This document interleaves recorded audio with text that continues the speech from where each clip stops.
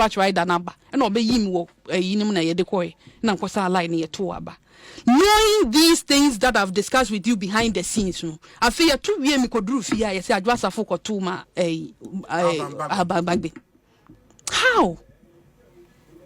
Just say at the time, and I make a say this thing was planned, orchestrated, and reorchestrated. Just say every stage biano plan A and plan B beba. Into where I'm fine, say wafer. Because now at that time, Adwoa Sarfo. That is what I thought. Maybe come Papa, Mr. Papa, then tell me. And what also spiritual? I don't care. I care.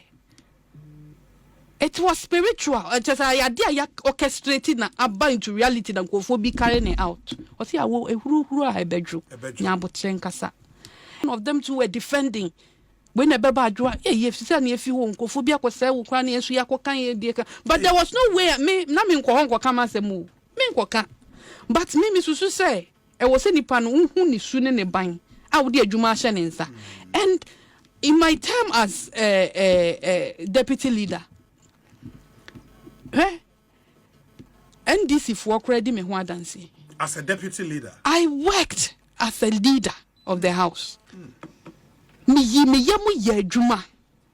To the extent say, a drum may be crying, me leader, to quite the nature jamia.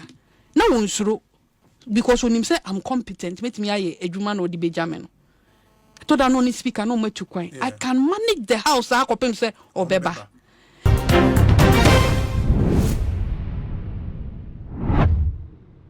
Company for se isota aponchenia ayana wajewo Sarah Adwoa Sarfo a former deputy majority leader edema NPP amonyokono no aso na na oye domi kwabenya empeso aso no wo MP na abusua ensam ene bomba waba beto ede abo NPP party no dodo na ka se so be ka sa this time se senko de sansem we ebaye ansa na ebeto aba na ene ka Ghana fo be ka se lose NPP fo elusu yi lawyer Adwoa Sarfo a enti na wo mo elusu match GH ana oni busu a wo hwe me sa friend we hwe me a meso no me asasaba tino so ya na the bell na ka ho some upload bi atomo a nsa ebetini aka abusua on the 1st of May 2022 ena Ghana any NPP aban pass e-levy e de ba ya se usha asese o sene sika e de kwakoma ma bi a through mobile money no Ghana for ebetel kakra na wo mo abo oman no ho ebra eno ena wo egosi senso e wo Asempa FM lawyer Adwoa Sarfo a ekọ show no so na wo tre ni nsem na wo tre se ono sa e-levy bill no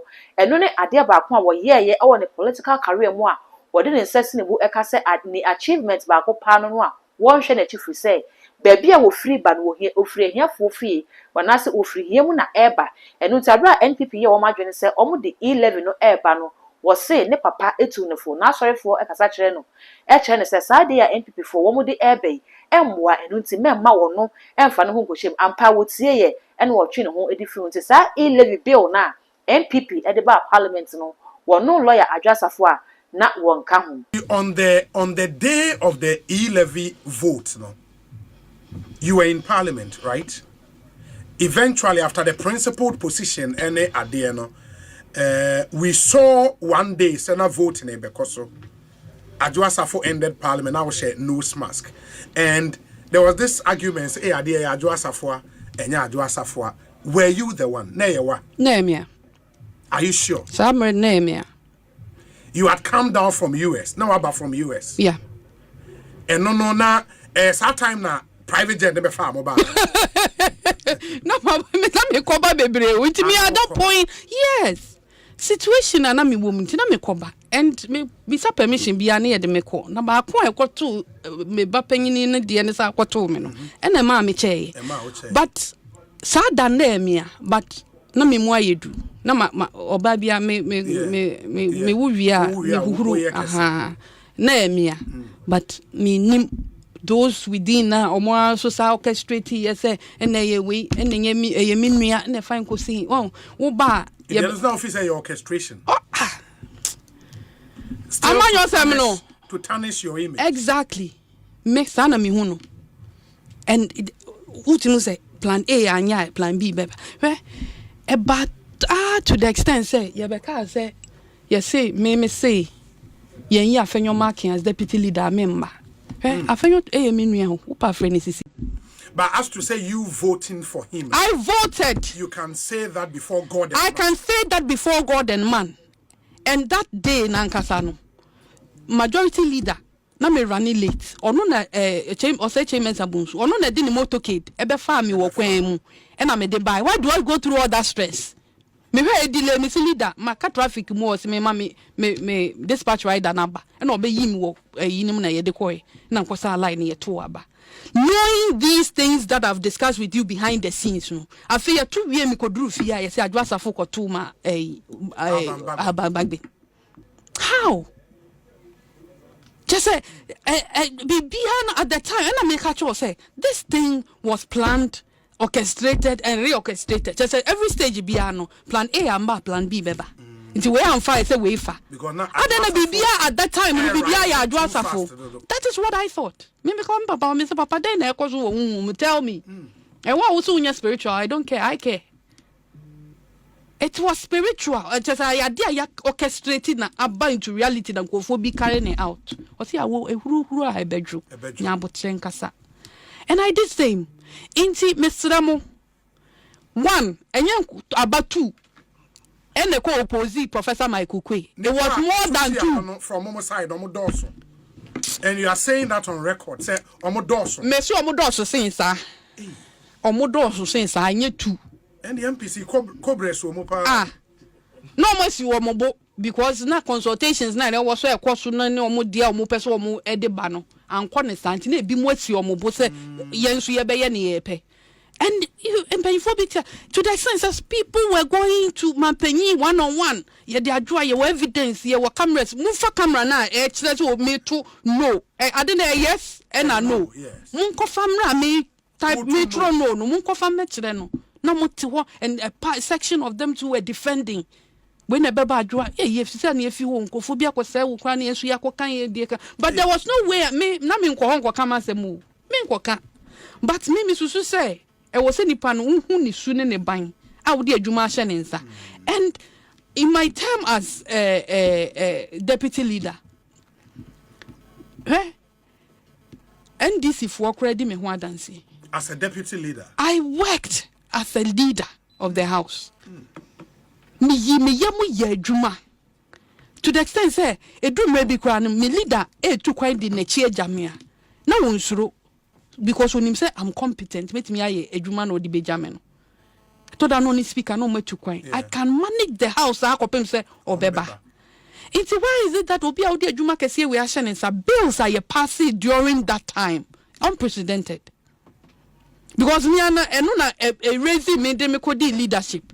Into ye bills are.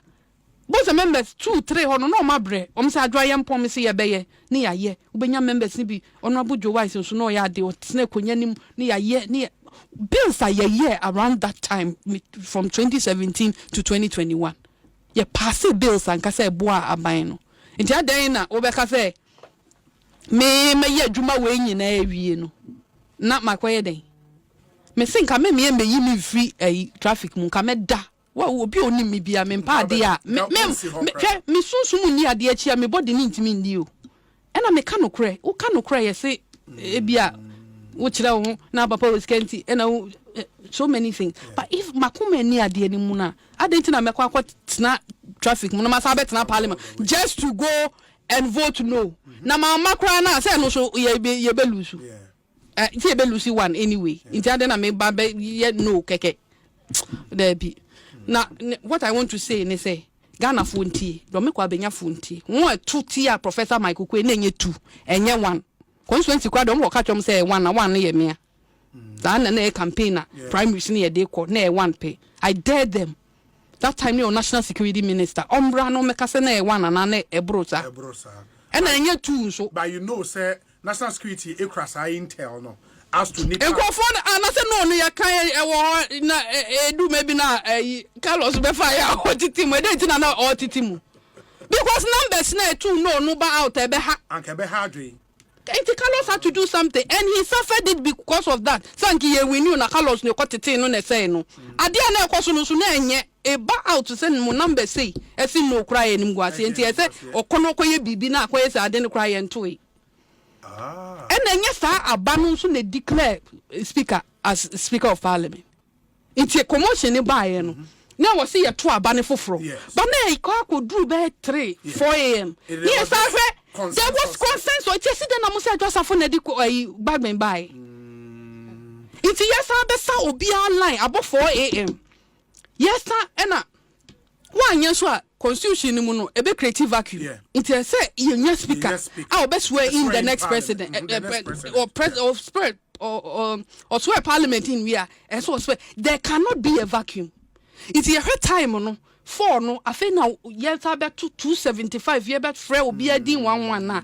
It will run into the next day and why you move here. It's in for at the time say consensus and say young for the enema bagging. It's it then ya dear way na fe mu ba bontene amosi adwa safo na tuma but that's one point I have not paid attention to inti meaning say the voting itself no and your voting the result in the declare no entity mu by there was a consensus general consensus say and you are arguing say but for intervention from Tema Central MP no tete ballot ni bi mo no sanka omo kan ya anka no ni kra be bebre mo akanum gwase baba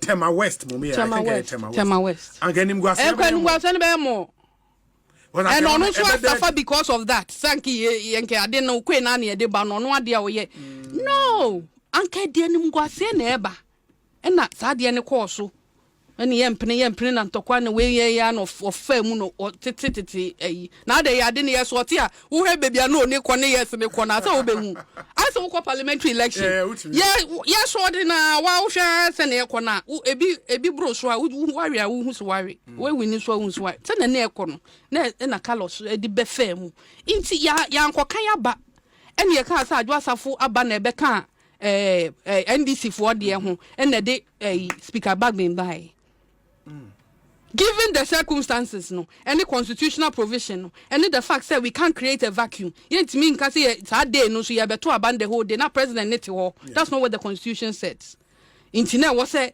a hona mpanyimfo etnase omotenase no no so omodi ama speaker Bagman. So why do you go to the extent say yemfa so adwasa for na nanim you've made the point consistently say nipa binum na orchestrate sa nneoma we nyina to achieve what, and I say this based but should we be surprised say you unfoni be on a ballot paper for 2028 elections should we be, and as we should not be surprised in the emphasis say enye ya wa say be ye hu say Adwoa Sarfo say abe contest wo domeko abenya for example should we be surprised me hu ni say emrenin so for sankomodie no domeko abenya ye ade makoma ewo mu pa ewo mo ho na eyempesua so a presidential election ehu hia papa if sunset say impesua be enum ayaka habom inti emma dodo ogu ho ni pagu ho na ne meka ne say emre ne nso ye na so emre ne so a ye meka ne say atetete ne ma bi koso ewo ho ewo dome me impesua ne so ho we sorry no waka we sorry no waka we ne mesre wo say party eba opposition sabi unya openipa crab polling station meeting a obrewu ono bibi anywhere motivate obi inti samos yeside sa wetime waka me sa beka ho a regrouping restructuring any rebranding any recapturing power na ye ka ni nyina no emwaye ti mesere wo mo so obi ama na koma mrafom ye nyina ye nko back to the drawing board e die ne ye ai to sini impesua ne so mini abema o fa ne say e MPP stronghold into you one you ube wini adi edibeye wo a very complex constituency dynamics na woman one tiafia na one mafomo amma efom fo na amfa wo so kakra ubema Until we need the right person, one right candidate. You say here the right strategy, and the planning. Oh, and you're so sorry. I know what we need to make and not now. Miss Rewam so Makuma from a change the dynamics need changing. Remember a typical example. Or baby to say a boko bisa some boy I don't crave bisa. You could free Madina and you did card on in the year 2016. Okay. No, and dominant incorporate now settlers at one casano, a yenuanum cry for, and a yenuanum for cafra. But and then, who passed our sipato, I was unpersuaded, so I just of course outside. Baby, I am. Into you know, I dream say, who got to a banner, history, and saying at TNT, younger middle class of one now, at 2 1 or more. Nkolane wo bank tini nyama no musisi omu dan kakrank omu nyina e kosa side nti sesa one tisa nyama na se e wodo me kwa binya na wo kan se me stronghold odi akukọ kura kogina wo kan se na ne ye kan no MPP uda kura odi akukọ kura kogina ho a ubenya entisa na menim panyufo a na e ka me ho ye de nyama bebre ne kom asofo mpanyimfo a wo ho ahemfo chese yenuane muslimifo polling stations a na sabia bia yenwi ni kra no me bae ni yewi ni sense man too many say aha na yesi ha nya media but our winning strategy no did you put it at the disposal of Omoebe take you over from you no for them to be able to consolidate a juma because you seem to have some magic wand to win the seat. Well, Dominic Kwabenyano. Yeno Santana around Adwoa Sarfo. Aya na nyenkrofo bi de. Okay. But upeu.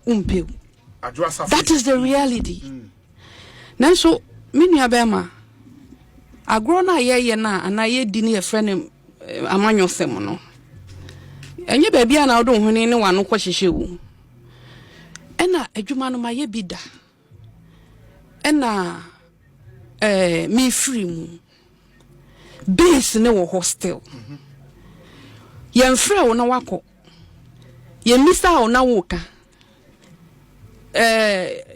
yen ka se bra ho na wo ba wan hwe yard wa dream pa no kra no ni adanne no na akoye adwin bone Obia me freme. Okay. Yankasa fa ne wobetimi so de aye fabra. But no emu mabem. Me kan on point blank say e me bia na omo be frɛ no meba.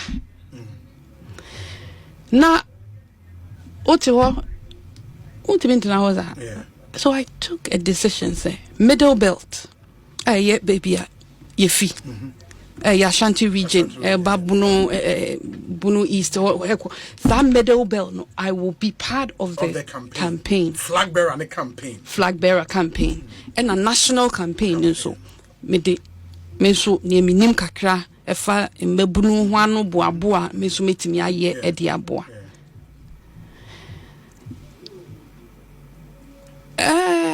Yako ye wini. I think say. E was say yetnase na adwentoatoa bia na ewo ho no yetimi aye na ekwan bia so no se konya no MPP dia wo dome kwa benya ye dia inti sa wukogina minia wukogina na wudi nkukuo wo sa mpeso ya ne so a you should bow your head down in shame.